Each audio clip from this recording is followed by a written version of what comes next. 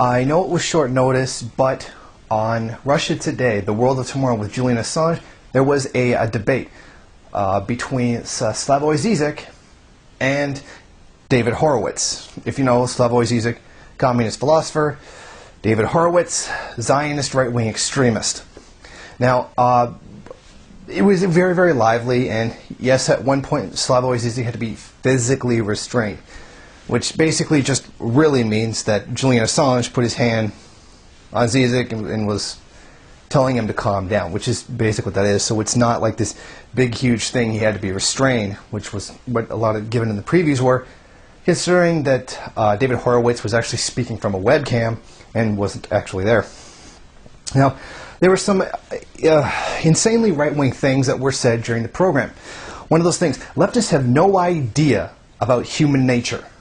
They don't know what it is, which is why when people don't follow their plan, they lock people up in gulags. Which is absolutely insane. Which explicitly implies that anyone who was ever sent to a gulag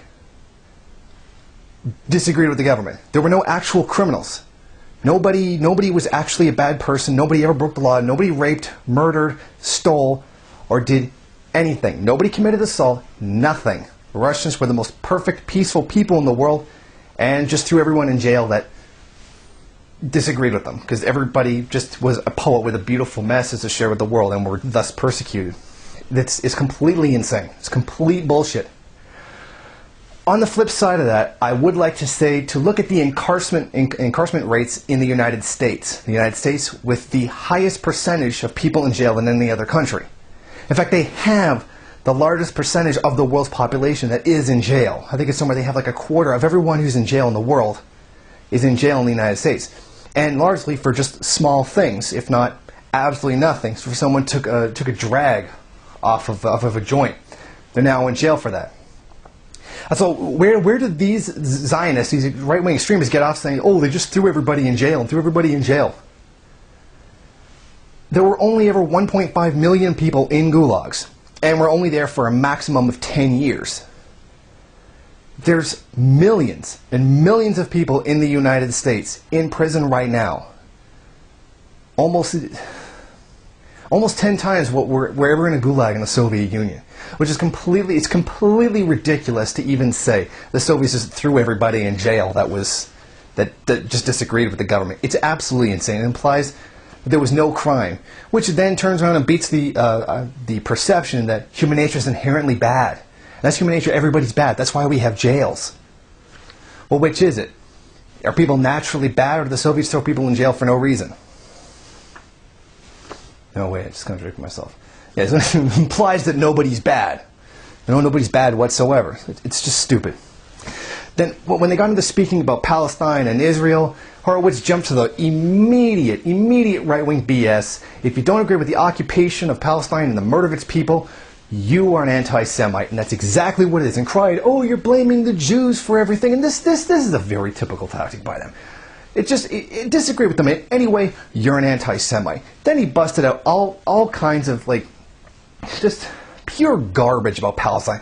Palestinians want all Jews dead. They want the entire population of Israel to die, and just all this other complete crap. Then he goes around, he says this most insane thing. The attitude of Hamas is the fault of Saudi Arabia. Saudi Arabia, the ally to the U.S., whose royal family practically takes direct orders from the President of the United States and the oil companies, who do everything at the behest of oil companies and the U.S. government, is responsible for the behavior of Palestinians, and that their mentality of wanting to kill all the Jews, supposedly, is the result of them. It makes no sense. None whatsoever. And then he busts out the old equality bullshit. Well, people don't have equal ability and intelligence and blah, blah, blah. Therefore, in order to make people equal, you have to take away from some people and give to another. Now, when he says take away from some people and give to another, it's the same old thing. It's money. They're talking about money.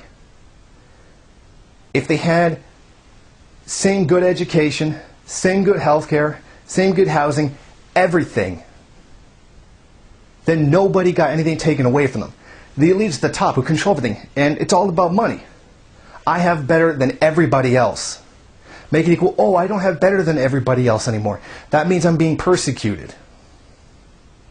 It's the same BS over and over again. If I don't have better than everybody else, then somehow I'm being cheated. It is. It's the same lie. And it's all about money. If I can't make more money than other people, then I'm being oppressed.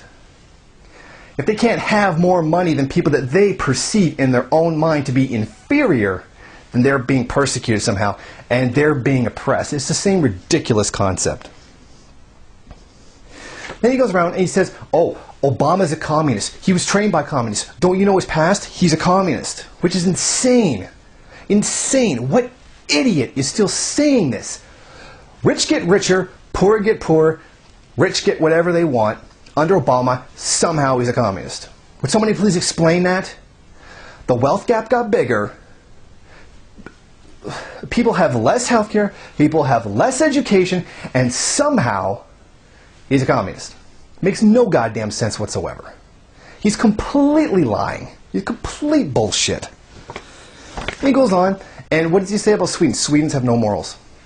Swedes are immoral people and they have no morals whatsoever, which I find completely hypocritical. Swedes, one of the least violent people in the world, compared to Americans, some of the most violent people in the world, who do the most killing overseas. And somehow Sweden is less moral. That's complete hypocrisy. Then he goes on, he says, people want redemption in their lives. They want their lives to have a meaning. And for religious people, that's the afterlife. After they die, they get their deliverance, their what was the word? Their redemption and all of that. And they have that to look forward to when they die. But if they don't, then they're the left. Because the left need redemption right now. And their lives have to have meaning right now. And thus they force everybody to go along with doing good things for people. Okay, here's the contradiction. One, in his opinion, they're not good things. So what's he saying about doing good things? But he could be referring to the left's opinion of doing good things. But here's the insanity. So if you don't believe in God, or if you don't believe in religion, you're automatically left. And that if you do believe in God, you are automatically right. Hey, I'm not an atheist. I'm not right-wing. So what is this? I don't believe that there's this great recompense or this great redemption I'm going to get in the afterlife, so I might as well just sit here and do all the bad things it is that's supposed to be somehow worth it when I get redemption afterwards. So they'll go around hurting people by insane amounts and then believe that they're going to be rewarded for that in heaven? Like, what is it? I thought you were supposed to be good here so that you can go to heaven and get your reward after you die. There's another complete contradiction. It's absolutely insane.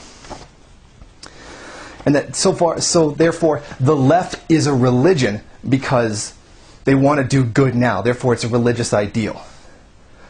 While him just claiming that people who don't have religion or whatever, like it's just insane. And then he goes that war is natural to mankind. Mankind just naturally goes to war. This is also insane. Is it normal for two people to hate each other or not get along? Yeah. Is racism natural, just something that comes into our head? Maybe. But a lot of it's perpetuated by the society we live in. You get a sick society, you get sick people. Wasn't that the story of Sodom and Gomorrah? That they had a sick society and as a result, those people were sick? And then God punished them? War is not natural. You think that just out of sheer random human nature, a $1 trillion war machine geared itself up and went to war in Iraq? That's insane. That's implying that the U.S. went to war for no reason other than it was human nature. That is insane. That is a lie. And he is a fascist for implying it. That it's just human nature that the Iraq war just happened. You've got to be insane. It's a complete lie. It's natural for two people to hate each other, fight each other, and maybe even kill each other. But to stand there and say that a $1 trillion war machine is human nature, considering the amount of social mobilization you have to go through to make that happen, that's a complete lie. And that's nothing more than a justification for their hate-filled, murmuring ways. And it is. They're always jumping on that goddamn war bandwagon. War bandwagon. And that's it. That's all a justification for their pro-war, pro-Zionist, pro-murdering and killing BS. Well, it's human nature. We can't do anything about it. Oh, well, we might as well go to war and kill another 3 million people in Iraq and Afghanistan. It's complete bullshit.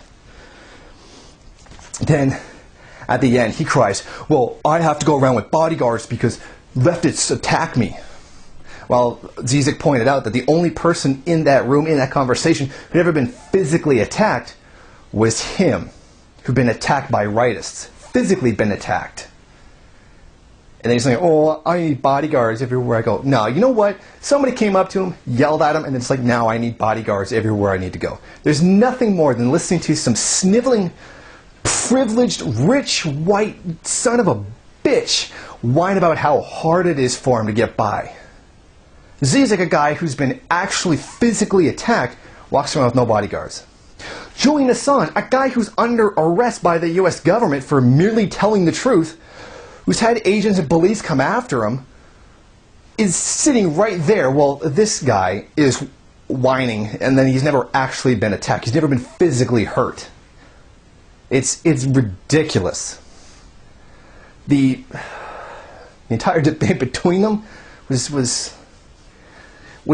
Horowitz complaining anybody who disagrees with the United States is a fascist, and Slavoj Zizek not even doing a good enough job to counter that. Zizek let him get away with so much BS. It's absolutely unbelievable what Zizek let him get away with. And that was my take on it.